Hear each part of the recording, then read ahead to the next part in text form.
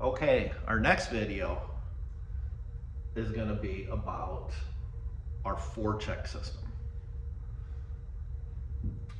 I realize that most of you have never thought about a forecheck system, but I'm going to try and make this as simple as possible for everybody.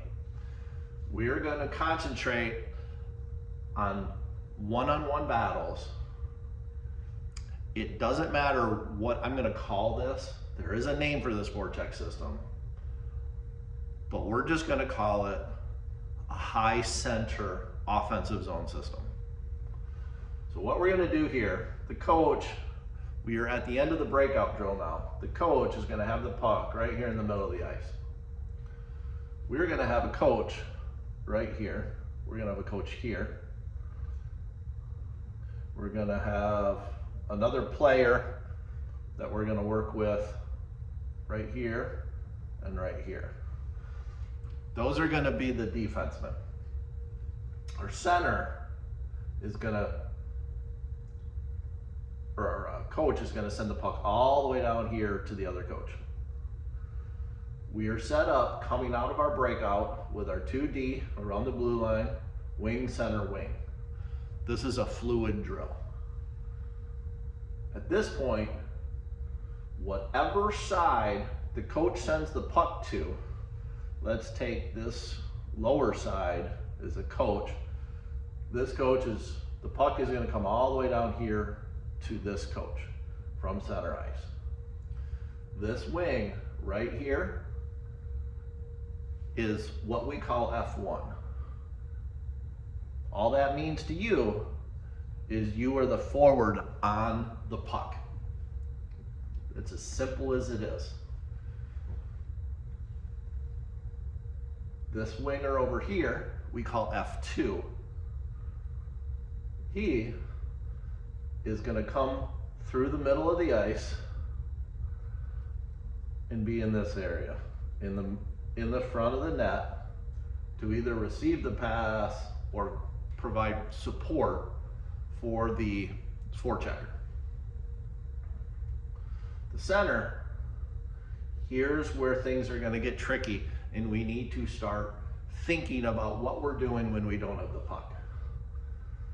The center is going to stay high.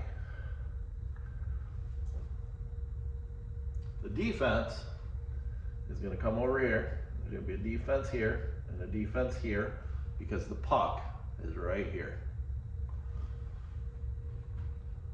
So right now, for the sake of the drill, we're going to say the puck comes over here to the next coach. This forward comes here, so we're going to have a forward there. The forward that was in the middle of the ice in front of the net is going to provide puck pressure, so he's going to come over to this area. But the most important thing, this D is going to come over here, center is going to be here, D is going to be here. The reason for this is very simple. The next pass is either going to be back behind the net to the other defenseman, or it is going to be to this wing.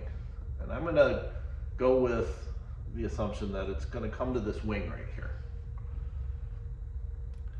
What are we going to do at this point? The reason this is a high center forecheck is at this point, this D can pinch. The center moves over here and sets in a support position. This is all while the offensive zone or the defensive team has the puck. That is not us. When we don't have the puck, this is what happens. As soon as we create a turnover, in other words, we have the puck in the offensive zone, we at that point look for open ice. Look for time and space. If there is a lane in the center and the puck is down here in the corner, this center comes right towards the net. The forward who has the puck, pass, shot, we have a forward right here for the rebound.